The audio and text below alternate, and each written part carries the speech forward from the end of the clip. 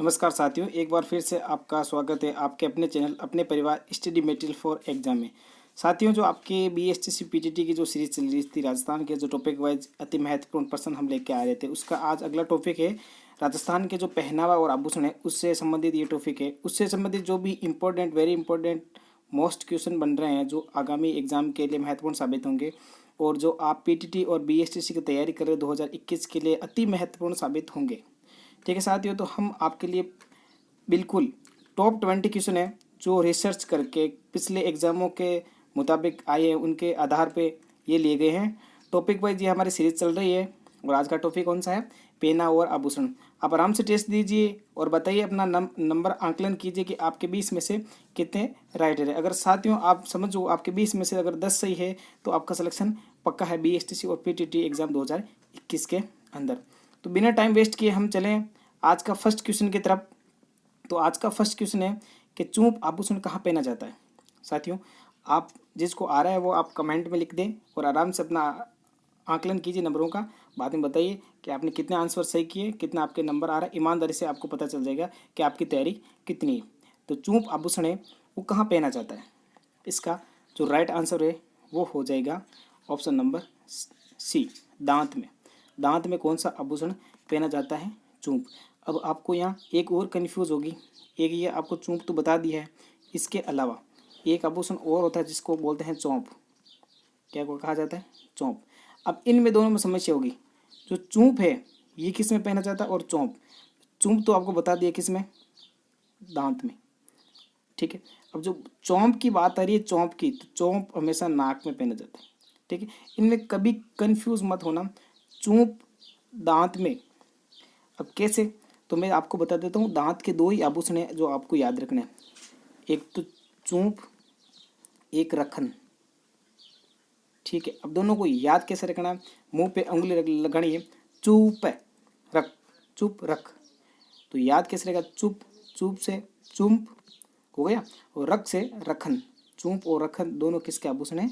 दांत की। आ रही बात समझ में? पहला क्वेश्चन कंप्लीट। अगले क्वेश्चन की ओर चलते हैं। अगला क्वेश्चन आज का ये रहा।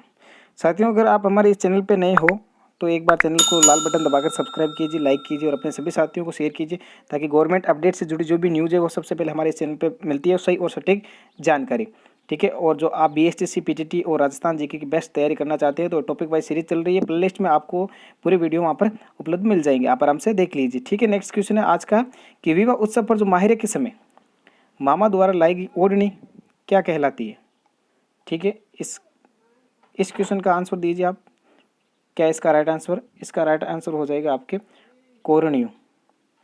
कोरणियों, कोरणियों का इसका राइट आंसर, जिसको बोलते हैं बाला चूंदड़ी। बाला चूंदड़ी, कोरणियों या बाला चूंदड़ी, ये आप याद रखना। ठीक है, अगला क्वेश्चन, नेक्स्ट क्वेश्चन की तरफ चलते हैं।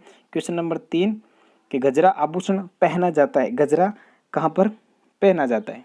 ठीक है, तो इसका राइट आंसर क्या होगा?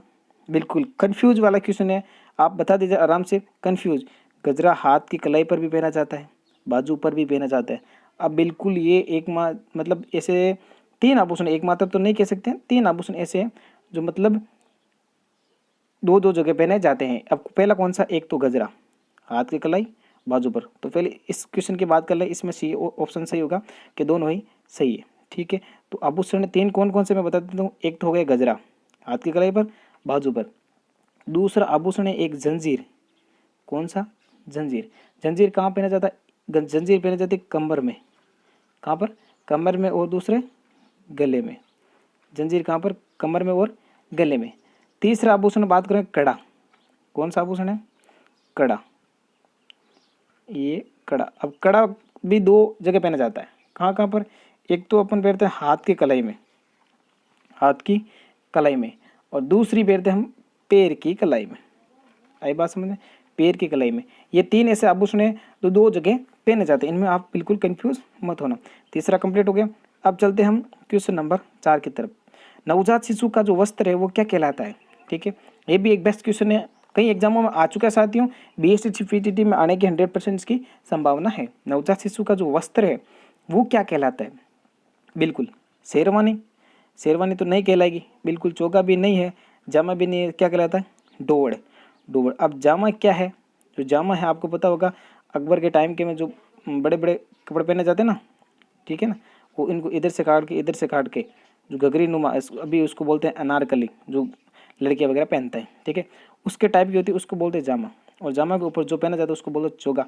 और शेरवानी तो आपको पता ही होगा सबको, जो विवाह के अवसर पर जो बिंद जमाई राजा जो पहनता है उसको बोलते हैं शेरवानी। डोवड़ क्या है इसका राइट आंसर? नवजात शिशु के वस्त्र को क्या कहते हैं?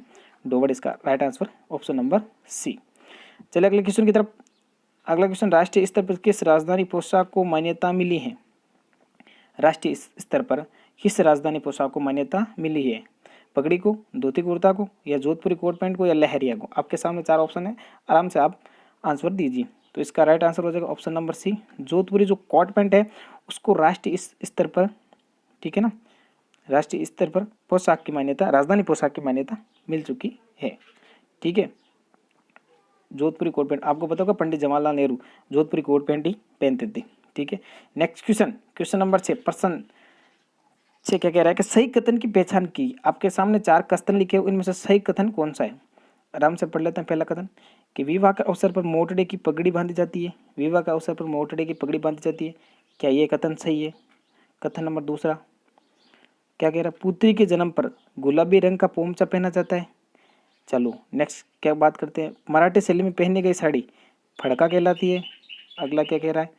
अगला कह रहा है उपरोक्त सभी, कहने का मतलब ये तीनों क्या सही है कि नहीं है? बिल्कुल साथियों, तीनों ही एकदम सही है। आप याद रखना, जो विवाह के अवसर पर जो पगड़ी पहनी जाती है उसको मोटड़े की पगड़ी बोलते हैं, 1 नंबर। पुत्री के जन्म पर गुलाबी रंग का जो पोमचा पहना जाता है, एकदम राइट, हाँ याद रखना आप। और मराठी शैली में जो पहने गई साड़ी है ना उसको क्या बोलते हैं? फड़का। फड़का। इसका मतलब ये तीनों ही ऑप्शन उपरोक्त सभी है। राइट आंसर इसका क्या हो जाएगा? ऑप्शन नंबर डी, उपरोक्त सभी सही है। अगले क्वेश्चन की बात करें, क्वेश्चन नंबर 7 है, निम्न में से सिर का आभूषण नहीं है।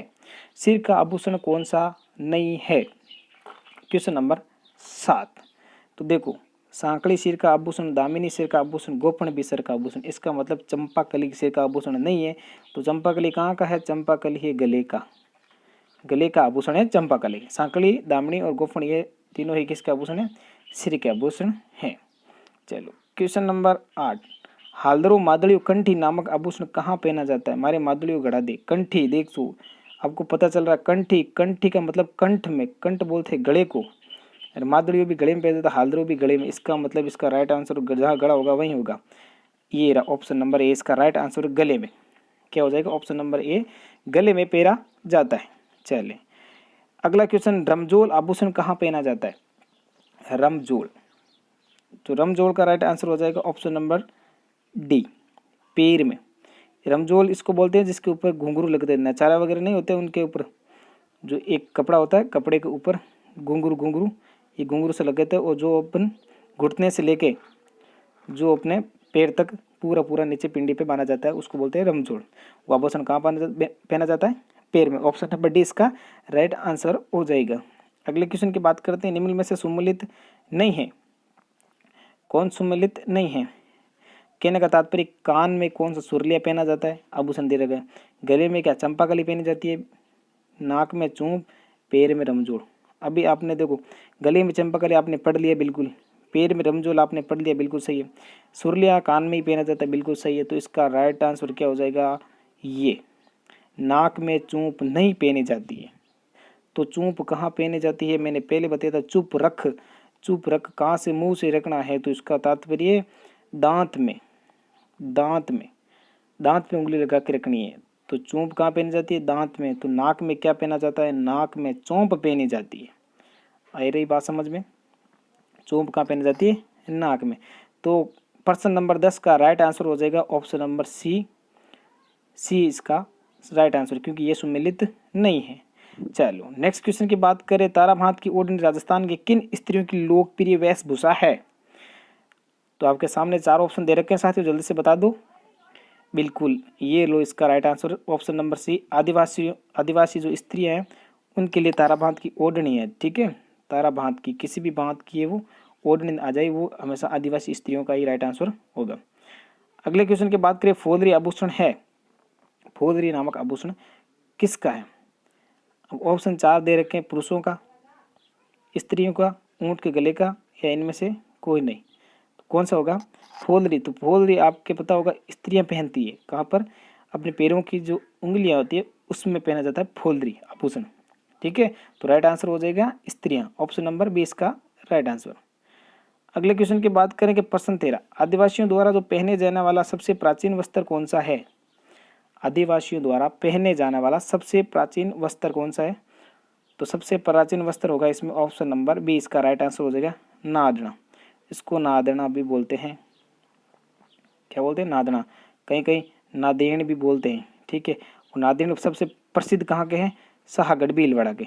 प्रसिद्ध कहाँ के हैं? शाहगढ़ भीलवाड़ा के प्रसिद्ध है। ठीक है, ये इसका राइट आंसर हो जाएगा ऑप्शन नंबर बी नादना। चलो अगले क्वेश्चन की बात करें, झांझर आभूषण कहाँ पहना जाता है? क्वेश्चन नंबर 14 है, झांझर आभूषण कहाँ पहना जाता है? बेस्ट क्वेश्चन है, अच्छे क्वेश्चन है साथियों आपके लिए आज। तो इसका राइट आंसर हो जाएगा पैर की कलाई में। राइट आंसर क्या हो जाएगा? पैर की कलाई में झांझर आभूषण पहना जाता है। तो पैर की कलर के आप याद रखना कि लंगर है, नेवरी है, आंवला है, झांझर है, टांका, पायजे, पायल, कड़ा, लच्छा, नूपुर, टिड्डो और रमजोड़, ये सभी जो आभूषण है ये पैर की कलाई के। ये ट्रिक से याद हो रहे हैं साथियों। मैं आपको एक दिन लेकर आऊंगा क्लास, उसमें सभी आभूषण आपको चुटकियों में याद करवा दूंगा ट्रिक से, बिल्कुल सिंपल भाषा के अंदर। चलो अगले क्वेश्चन की बात करें, क्वेश्चन नंबर 15, मदिल क्या है? क्वेश्चन नंबर 15, मदिल क्या है? तो जल्दी से बता दो मदिल क्या है। तो इसका राइट आंसर हो जाएगा आपके लिए मदिल एक पगड़ी है। ऑप्शन नंबर बी इसका राइट आंसर। मदिल एक पगड़ी है जो दशहरे के अवसर पर पहनी जाती है। किसके अवसर पर पहनी जाती है? दशहरे के अवसर पर। ठीक है, इस पर हरे मोती जड़े होते हैं। ये एक पगड़ी है।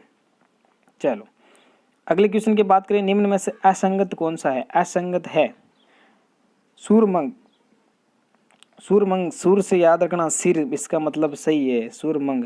बांका है उसका नाक, ये भी सही है, मतलब बांका नाक में पहना जाता है। सूरमंग शीश पर पहना जाता है। मंगल सूत्र आपको सबको पता होता, महिलाएं गले में पहनती है मंगल सूत्र। तो ये गलत लग रहा है, खुगाली पैर में नहीं, खुगाली पैर में नहीं, खुगाली गले में पहनी जाती है, गले में पहनी जाती है। इसका राइट आंसर हो जाएगा ऑप्शन नंबर डी, ये असंगत है, क्योंकि खुगाली पैर में नहीं, खुगाली तो गले में पहनी जाती है। चलें अगले क्वेश्चन की तरफ। अगला क्वेश्चन है क्वेश्चन नंबर 17, बिनोटा क्या है? मामा द्वारा भरे जाने वाला मायरा। ऑप्शन नंबर बी क्या कह रहा है? इसके दूल्हे दुल्हन के विवाह की जूतियां, दुल्हन के विवाह का वेश, इनमें से कोई नहीं। तो इसका राइट आंसर हो जाएगा ऑप्शन नंबर बी, दूल्हे दुल्हन की जो विवाह की जूतियां उसको बोलते हैं बिनोटा। क्या बोलते हैं? बिनोटा। चलिए अगले क्वेश्चन की बात करते हैं। क्वेश्चन नंबर 18 है कि निम्नलिखित में से असंगत बताइए आप कि असंगत क्या है? इसमें से बेसरी, फोलरी, आंवला और बिछिया। अब देखिए ये 4 आभूषण दे रखे हैं और ये आभूषण एक ही अंग के हैं, चाहे आप नाक ले लो, गला ले लो, कान ले लो, पैर ले लो, कौन से भी एक अंग है उस अंग के ये आभूषण दे रखे। आपको बताना है इसमें से जो अलग कौन सा है। ठीक है, बेसरी, फोलरी और बिछिया। बात करें तीनों आभूषण की, ये तीनों आभूषण स्त्रियां पहनती है अपने पैर की उंगलियों में। ठीक है, बिछिया हो गई, फोलरी हो गई और बेसरी हो गई। अब बचा कौन? जो आंवला है ना, वो आंवला ये पैर की कलाई में पहना जाता है। कहाँ पर पहना जाता है? पैर की कलाई में, न कि पैर की अंगुलियों में। ठीक है, इसको आप गौर से याद कर लेना, मैंने बताया ना। पैर की कलाई के आभूषण लंगर, नेवली, आंवला, झांझर, टांका, पायजे, पायल, कड़ा, लच्छा, नपुर, टीडो, रमजोड़, ये सभी आभूषण जो पैर की कलाई का आभूषण है। ठीक है, अगले क्वेश्चन की बात करते हैं। क्वेश्चन नंबर 19 है, राजस्थान के जो ग्रामीण क्षेत्र में पुरुषों के शरीर के जो ऊपरी भाग में पहने जाने वाला वस्त्र क्या कहलाता है? ठीक है, ये क्वेश्चन है। ऑप्शन 4 दे रखे हैं, डेपाड़ा, बुकथरी, कछाबू और चोगा। 19वें का आप राइट आंसर दीजिए। राइट आंसर हो जाएगा बुकथरी। बुकथरी क्या होगा?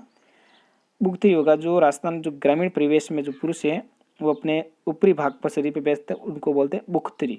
ठीक है, नेक्स्ट क्वेश्चन की बात करें, ऊंट की सजावट की वस्तु नहीं है, इसमें से कौन सा है? जो ऑप्शन 4 ऑप्शन दे रखे हैं, ऊंट की सजावट की वस्तु नहीं है। मोरखा, तंग, अरसी, पिलाण। अब याद रखना आप, जो मोरखा, तंग और पिलाण एक है गोरबंद। गोरबंद, ये चारों आभूषण किसके हैं? ऊंट की सजावट के आभूषण है। ठीक है ना, आभूषण है, वस्तु है वगैरह है। ठीक है, गोरबंद तो आभूषण हो गया, ये बाकी क्या है? वस्तु वगैरह है। और एक गोरबंद, ये चार तो है। जो अर्सी है ये एक स्त्रियों का आभूषण है, न कि ऊंट का आभूषण।